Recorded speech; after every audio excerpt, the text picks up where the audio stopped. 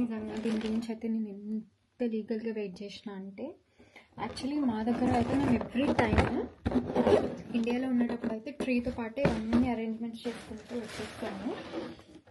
So నాకు ఇక్కడికి వచ్చిన తర్వాత ఇక్కడ చాలామంది క్రిప్స్ అనేవి అయితే యూజ్ చేయరనమాట, పెట్టరు.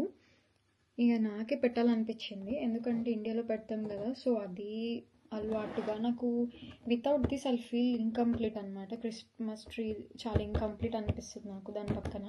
అప్పటికప్పుడు నేను అమెజాన్లో పెట్టుకున్నాను, అది అమెజాన్ ప్రైమ్ కాబట్టి నాకు ఇది యాక్చువల్లీ నిన్న రావాలి, బట్ నిన్న రాలేదు, ఈరోజు వచ్చింది.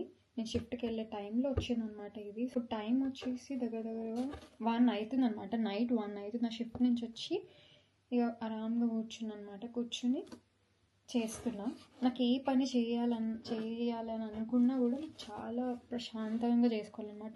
హరిగా అస్సలు చేయను నేను, నాకు అస్సలు నచ్చదు.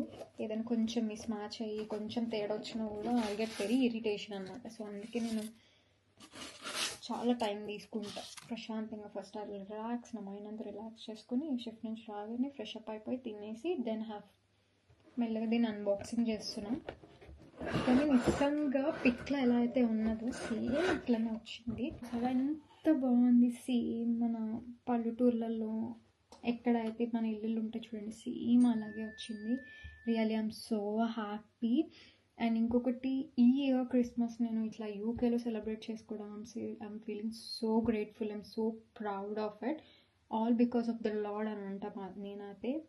Not because of us, this is all because of the blessings of the god అని నేను అంట. అండ్ నేను ఇదంతా ప్రిపేర్ చేసిన తర్వాత కూడా నేను మీకు చూపిస్తాను నేను ఎలా చేస్తున్నాను ఏంటి అని.